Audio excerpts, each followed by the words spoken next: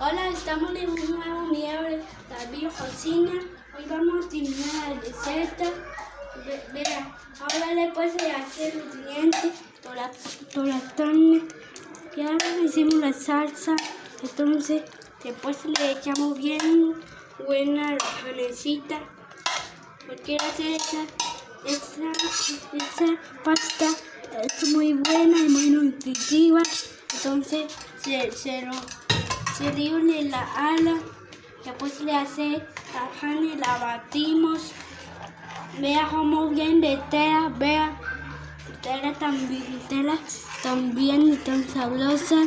Entonces, el siguiente paso va a ser dejarla cocinar. Va a acelerar a cocinar. Y nos vemos más tarde. Y nos vemos en otro video porque la cocina dura 1 minuto. Chao. Ahora aquí estamos en un nuevo video. Un poquito. Le vamos a echar la verdura porque su receta es con salsa y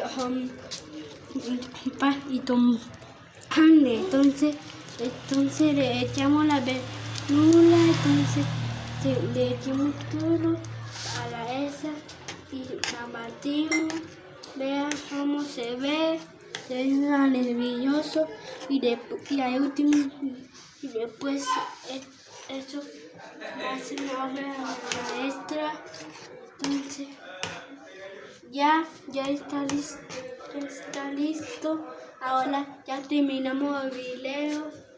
Entonces ya vamos a esperar se cocine con la esa para tomar el sabor. Entonces ya nos vemos en el último video para hacer las pastas a la crema. Hola, aquí estamos en un nuevo video. Este va a ser el video final de la cocina de David. Vamos a poner la pasta por ahí. Listo. ¿Ya? Ahora es un nuevo video. Hoy vamos a hacer el toque final de la pasta. Le vamos a echar el liso porque como ya tiene, se llama pasta a la flan.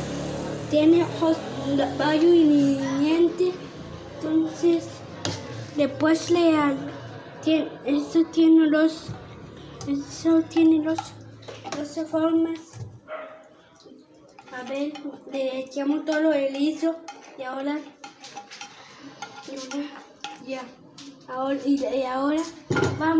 vamos a hacer esto. Vamos a batirla así.